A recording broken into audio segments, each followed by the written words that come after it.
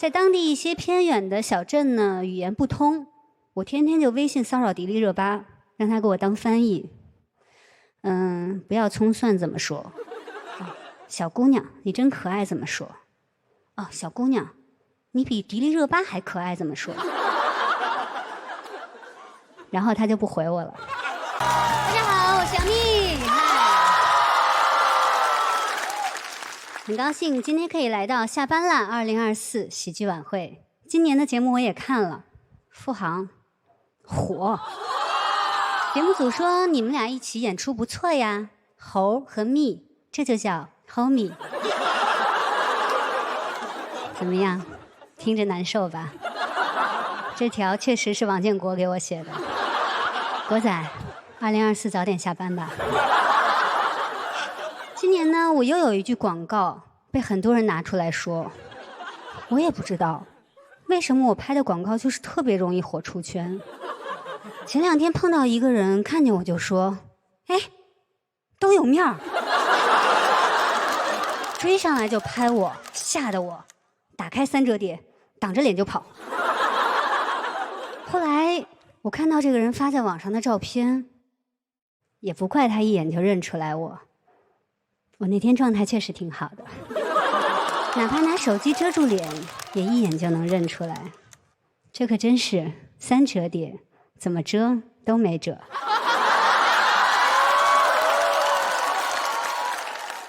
你看，我也喜欢玩自己的梗，做人嘛，大方一点。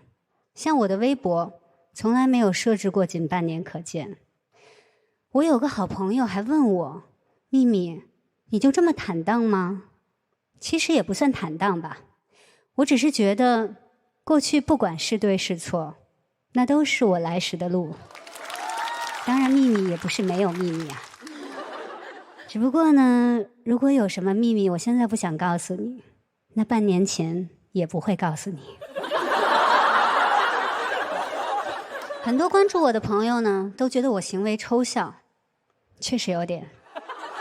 前几天我们时代姐妹花重聚，看见碧婷，我就想夸她，哇，你也太美了。哎，不好意思啊，结果上热搜了。我也没想到闹这么大。后来找到碧婷，想要认真的跟她道歉，但见了她我又不好意思解释，我就只能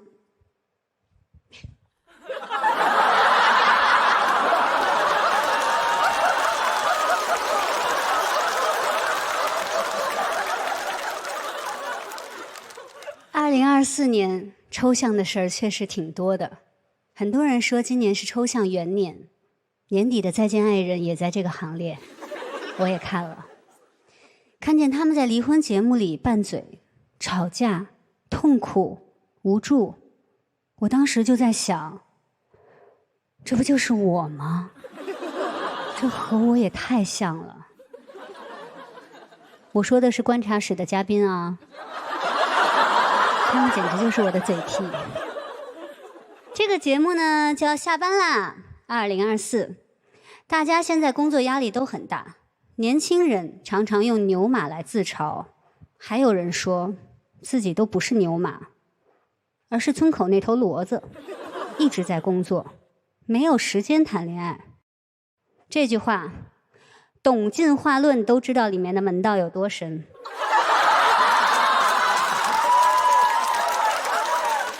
我都怀疑，现在年轻人这么自嘲，是不是就是为了应对家里的催婚呀？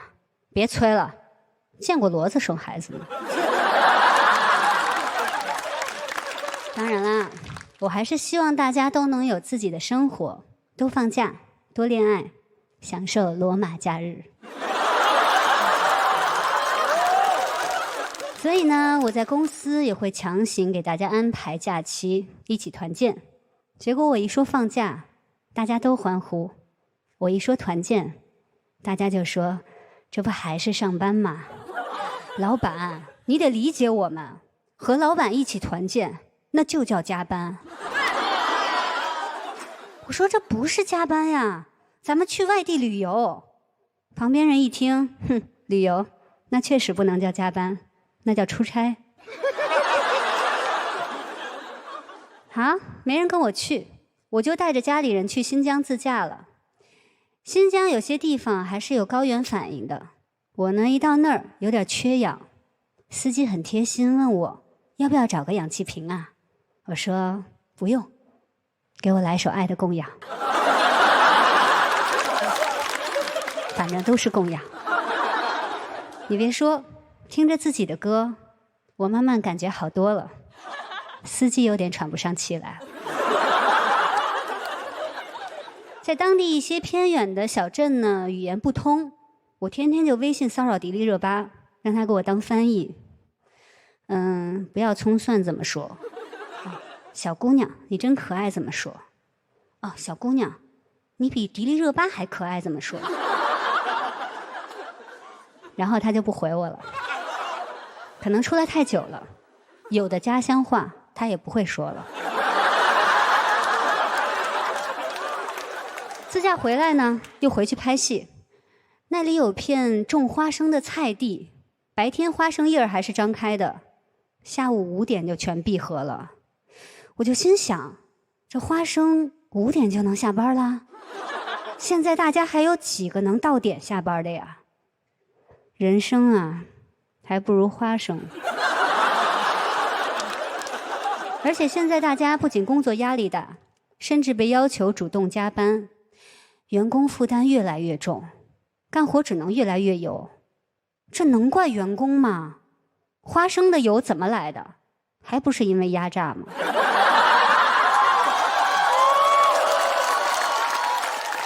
所以最后呢，我祝福大家新的一年都能拒绝压榨，最重要的是也能像花生一样到点下班。也有人问我，新的一年还会立 flag 吗？当然会立了，而且也不会设置仅半年可见。我也会像花生一样自在生长，无视审判。2025，我自有规律。谢谢大家，我是杨幂，祝大家新年快乐！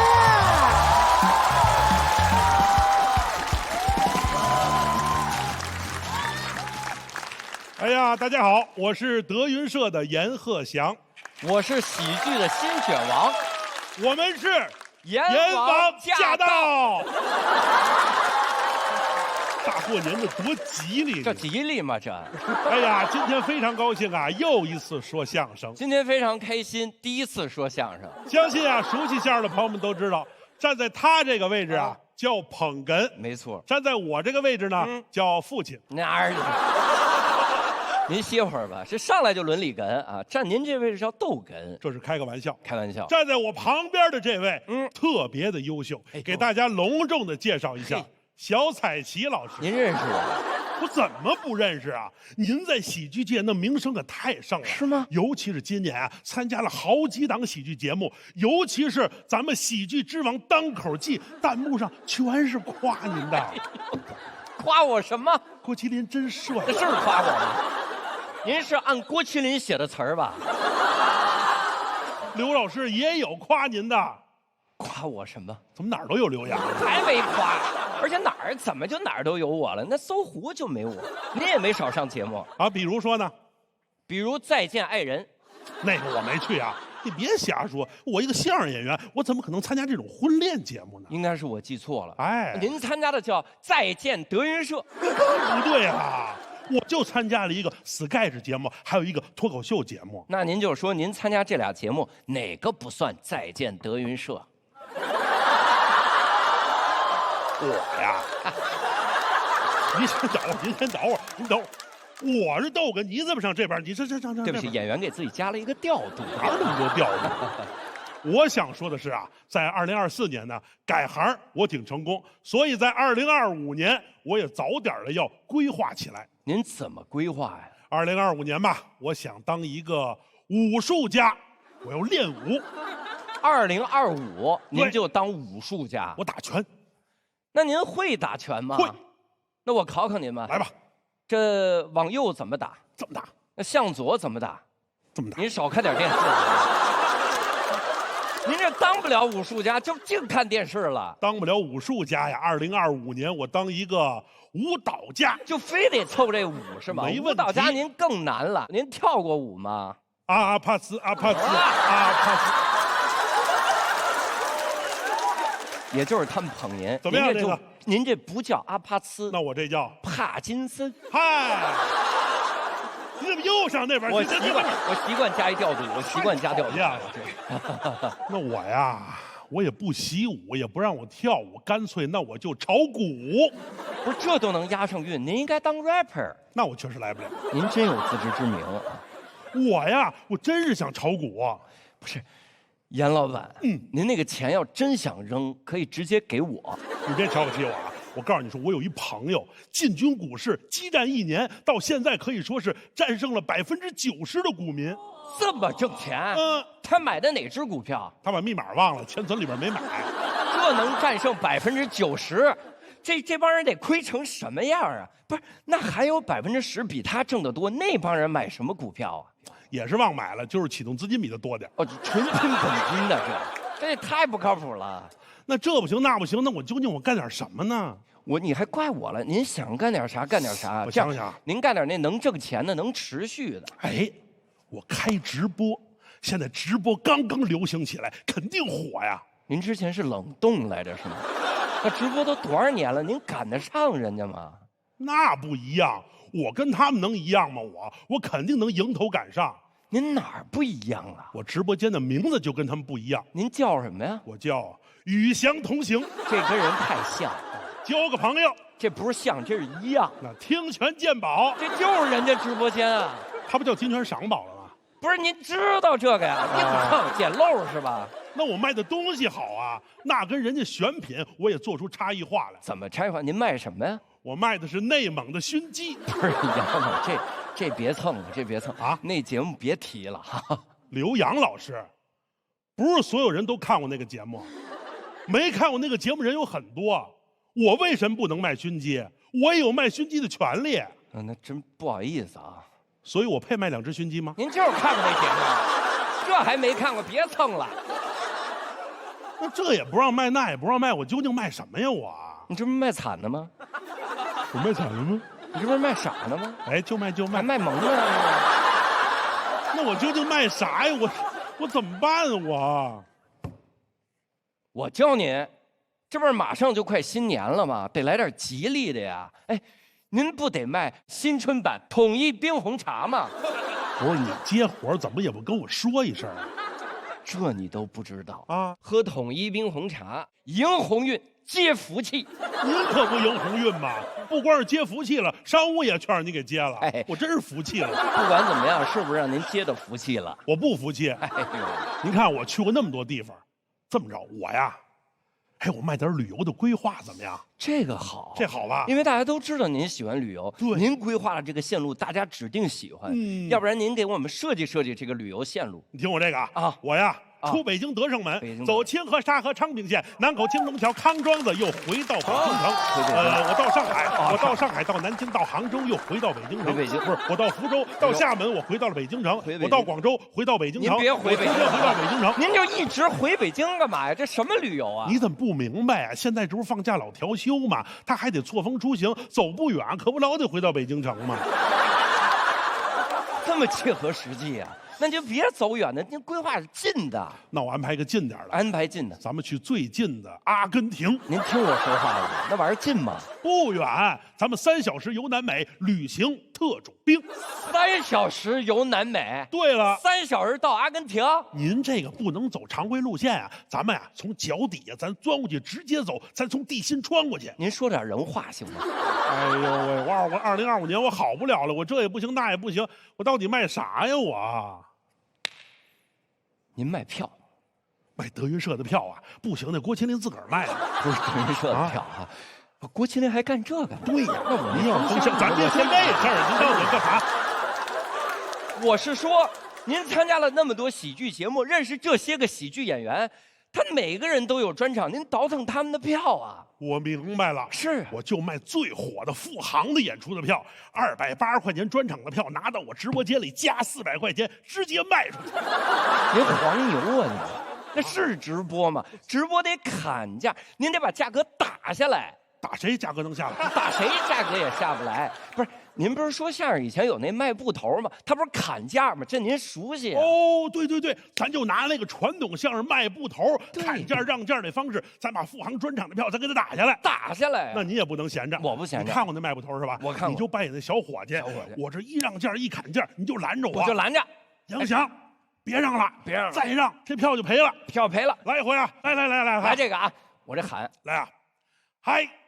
要活着买，哎老爸，要活着买，这我这不大价了吧？他不要那一装，再来这一装，装天了见了，大不相都不一样儿的。哎，直播间人数怎么样？这肯定往下跌呀！你得卖票，别上才艺，上直播上货了，快卖票，快卖票！看的这一张，哎，这是什么票？什么票？这是那富航脱口秀专场的票了，一了张。这得多少钱？这得多少钱？多少钱？580块。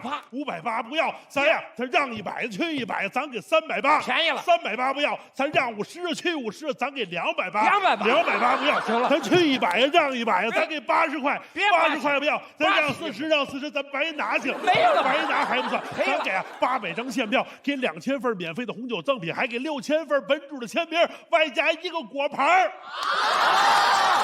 免费票送这么多？对了，您这送的是富航的票，这是刘洋的票。Hello， 大家好，我是刘仁成。很开心啊，确实新的一期节目，时间过得真快。去年节目也是收获了很多。前段时间我还去拍电影了，其实就是跟富航一块去拍鹏哥的《长安的荔枝》。当然我知道我在节目上一上来就讲这些不太好，对吧？大家毕竟不喜欢看我们这种电影演员录综艺。开玩笑，其实当时很受宠若惊了，提前大家准备练台词、练普通话什么的，说一定要演好。结果告诉我演一个动人。当然刚刚彭导提到过动人，其实大家可能不知道是哪个字，我告诉你们是哪个字，是一个单人旁一个同。所以当我跟富航收到剧本的时候，我们没人认识这个字儿。我还问富航呢，咱们第一次拍电影就演同人？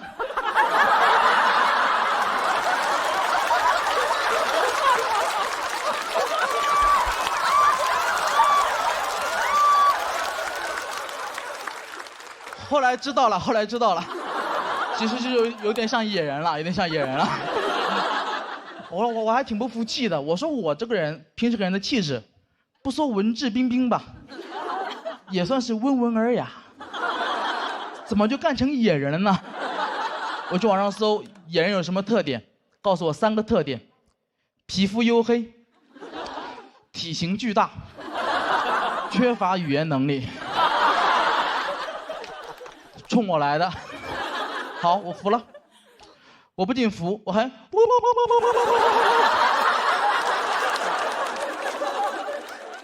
其实说实话，演野人什么都无所谓。我在店里面主要是我负责的任务太奇怪了。我在电影里面主要负责吃香蕉。我知道这个段子讲到这里，你们觉得我在编段，在 call back。因为太荒唐了，我也不知道怎么证明自己，所以我只能请看大屏幕。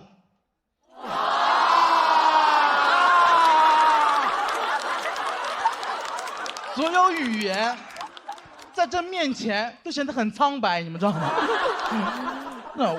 但我更不能接受的是，富航不用吃，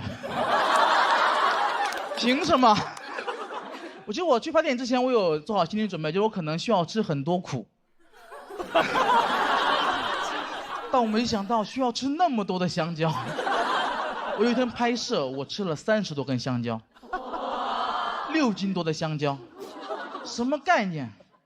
没吃饱。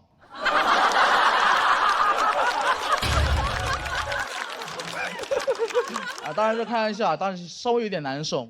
所以那天拍摄结束，彭导也很不好意思，就找到我跟我道歉，跟我说：“阿成，真是辛苦你了。我让你吃香蕉这个事儿啊，能不能不要写成段子？”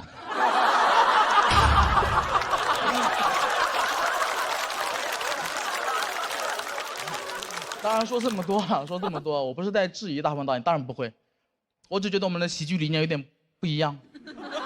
我喜欢那种喜剧啊，应该是那种双线结构，故事像2条平行线一样，永远不会有相交。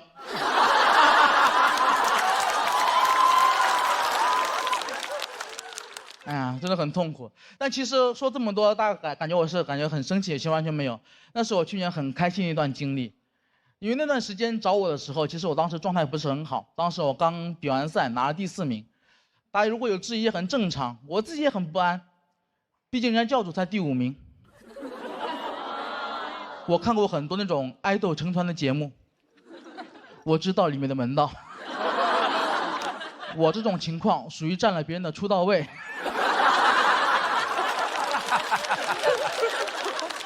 所以很长段时间我就很害怕，我总觉得大家会骂我，会网暴我，我就生活在那种痛苦当中。过了一段时间更痛苦了，发现根本没人理我，大家真的很不在乎我。我的那种心态特别像那个周处除三害里面陈桂林，就我都认罪了，还是没人理我。别给我这个第4名逼急了，逼急了我也可以除3害。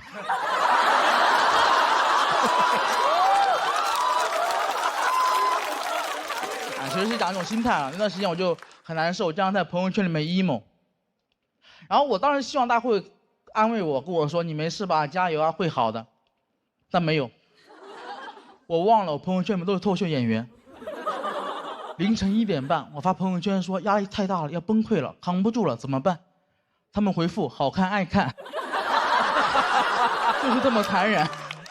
他们很多人很看不惯我，他们喜欢指责我一点，他们觉得我太矫情了，他们觉得没被骂不就行了吗？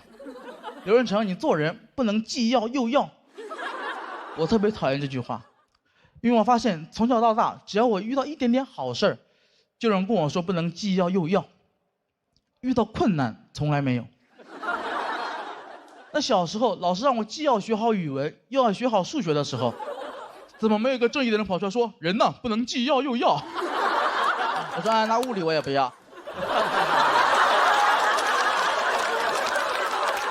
从小课文也这么教我们，告诉我们什么天将降大任于斯人也，既要苦其心志，又要劳其筋骨，既要饿其体肤，又要空乏其身，还要行拂乱其所为。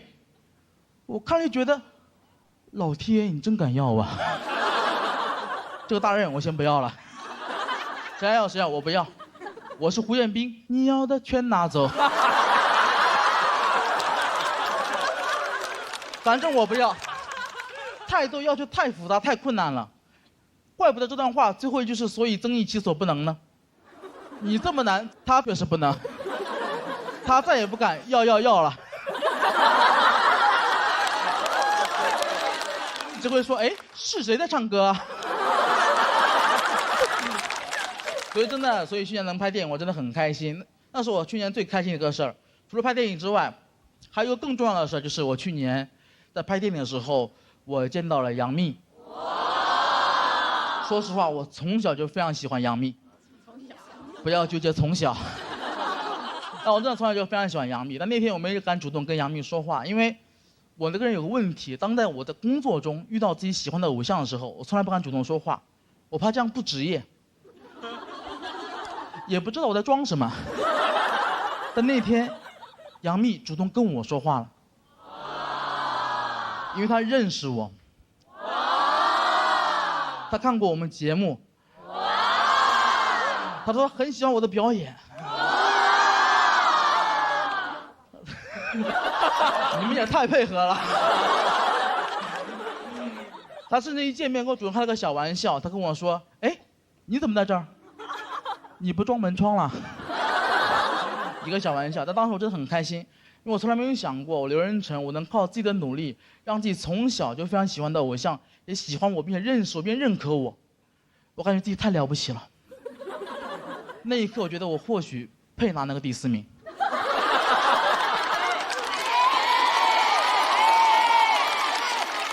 感觉怪怪的。但紧接着，我这个人就有点膨胀了，我就在想，那我能不能加杨幂的微信？删掉还是算了，毕竟杨幂不能既要我的喜欢，又要我的微信。当然是开玩笑，当然开玩笑的。真实原因是当时我思考了一下，就如果我们加了微信的话，蜜姐可能会看到我的朋友圈，她会发现我很痛苦。她人这么善良，看到我这么痛苦，一定会过来安慰我，跟我说：“你没事吧？”是的，我说什么吧？谢谢阿成的演出，谢谢。喜欢刘仁成这段演出的朋友，千万不要忘记为他投票。3、2、1，请锁票。谢谢阿成。咱就得问问大鹏导演了，这个有虚构成分吗？没有，包括我跟他讲，我说别写到段子里，这个也是真的啊。甚至我在跟他说这话的时候，我就已经意识到会写到段子里了啊。特别感谢就是付航、阿成参与到长安的荔枝的表演，那个动人是一个山加一个桶。最好笑的点，也符合我的人设。我跟大家说，就是在拍的时候，为了能够让他们特别放松、特别的尽兴，我就问我说：“你们有什么特长，都可以在这个电影里展现？”我才知道，我不知道大家知不知道，他有一个特别神奇的绝技，就是凭空打嗝。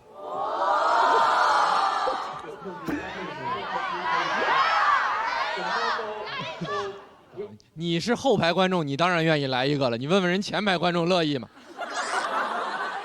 稍微有点不雅。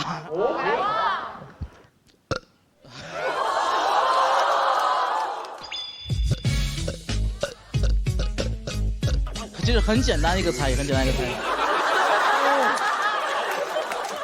那天就是那一天，我们在拍摄一个场面，因为杨幂在电影里演我的夫人，然后特别希望她看到我的时候很开心，那么我们就想定格她这个笑容一个很大的特写。我在想，应该怎么能够让她笑得特别的开心？我就邀请了阿成，邀请了付航，还有2位喜人的朋友们，一共4位。我说大家想尽一切办法让蜜姐开心。她终于笑得很幸福、很灿烂、很美。记录下来的那一刻，我听到是阿成说：“我喜欢你，喜欢你。”救救我！我都忘了。大家都去这个到时候电影院找这个特写，然后记得这个背后的故事，可能就无法沉浸在电影的情节里了，是不是？但确实也是谢谢大鹏导演给我们这些朋友能多多参与到影视剧的机会，谢谢。谢谢阿成，谢谢。我不知道您几位，你们有阿成的朋友圈吗？我有，看到过吗？看到过，还看到过他分享了不少那个脱口秀咱们同行们之间的一些小笑料。但其实我觉得他那个自己内核挺稳定的。对他不内耗，他所有的东西都发到朋友圈耗别人了。对。